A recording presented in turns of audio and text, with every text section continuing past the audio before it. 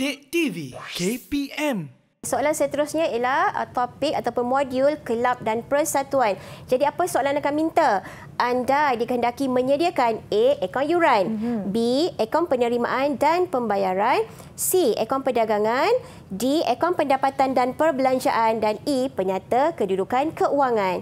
Okey, sekarang kita tengok. Okey, sebelum tu cikgu nak ingat semua pun cikgu percaya semua murid pun dah tahu bahawa kelab dan persatuan ini adalah entiti ataupun organisasi perniagaan yang tidak bermotifkan keuntungan. Okey, ianya lebih kepada memberi kebajikan kepada ahli. Tapi kenapa kena buka akaun? Sebab ada duit masuk, ada duit keluar. Jadi macam-macam mana pun kena ada akaun, beberapa akaun perlu disediakan. Okey, so sekarang kita tengok dulu.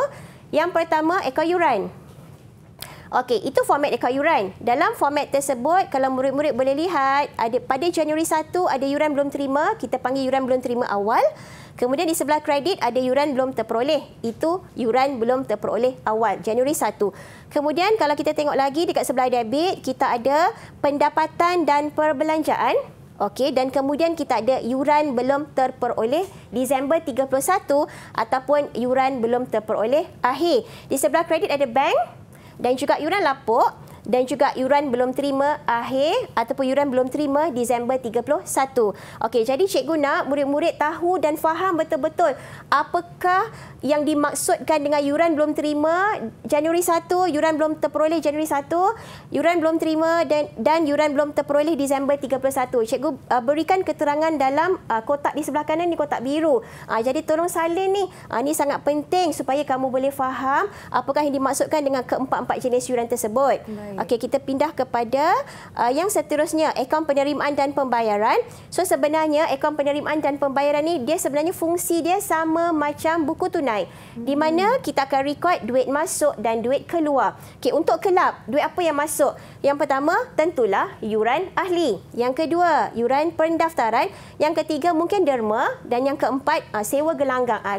Terpulang tengok apa soalan. Okey, dan apakah yang kelab kena bayar? Okey, dia kena bayar kadar bayaran, bil api, bil air, kemudian insurans, alat tulis dan mereka mungkin beli perabot. Okey, jadi itu adalah akaun penerimaan dan pembayaran. Okey, nampak tak sebelah sini? Cikgu tunjuk lagi sekali akaun yuran.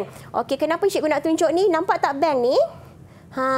Di sini pelajar kadang-kadang buat silap. Okey, dia nampak bank, dia tahu akaun penerimaan dan pembayaran tu berkaitan dengan duit masuk, duit keluar. Lebih kurang macam buku tunai, sama macam buku tunai fungsi dia. Jadi mereka ambil apa? Mereka ambil baki akhir tu, baki HB tu dan mereka masukkan di sini. Salah. Sebenarnya bank tu adalah yuran ahli yang ni. Yang ini sepatutnya kamu masukkan di situ. Di situ yang kamu kena rekodkan di bank. Okey, dan seterusnya kita pergi kepada akaun perdagangan. So, akaun perdagangan samalah. Kita tahu kan kita kena mulakan dengan jualan. Okey, dan kita kena berakhir dengan untung. Tapi kali ini bukan untung kasar.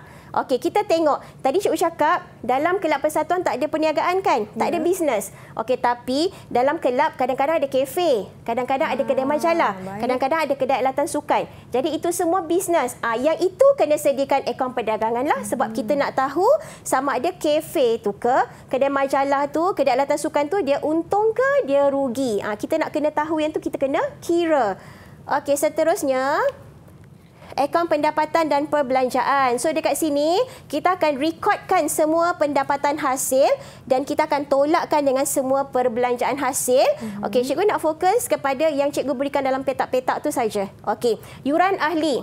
Okey, pelajar akan ambil angka daripada mana? Okey, ada pelajar dia ambil angka daripada akaun penerimaan dan pembayaran tadi. Salah tu. Bukan di situ. Daripada mana kita nak dapat angka yuran ahli? Daripada akaun yuran yang kamu buka dekat A tadi. Okey, dalam akaun yuran tersebut ada satu butiran namanya pendapatan dan perbelanjaan kan? Butiran itu yang kita kena masukkan di sini. Okey, boleh ya? Dan kemudian yuran pendaftaran dan derma. Okey, dua ni kalau dalam soalan ada dinyatakan yuran pendaftaran dikategorikan sebagai pendapatan modal, maka tak boleh rekod yuran pendaftaran di sini. Okey, di sini hanya untuk pendapatan hasil. Hasil ni, hasil. Okey? Kalau pendaftaran modal rekod di mana? Kita akan rekod dia di penyata kedudukan keuangan, PKK. Sama juga macam derma. Kalau derma untuk sesuatu tujuan, tak boleh direkodkan di sini ataupun derma khas. Derma khas, kita kena rekodkan dia di penyata kedudukan keuangan.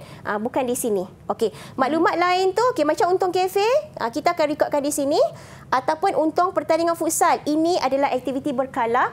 Apa-apa aktiviti ataupun pertandingan, tournament yang dianjurkan oleh kelab tersebut. Kalau ada untung, kita rekod di penerimaan. Kalau rugi, kita rekod di perbelanjaan.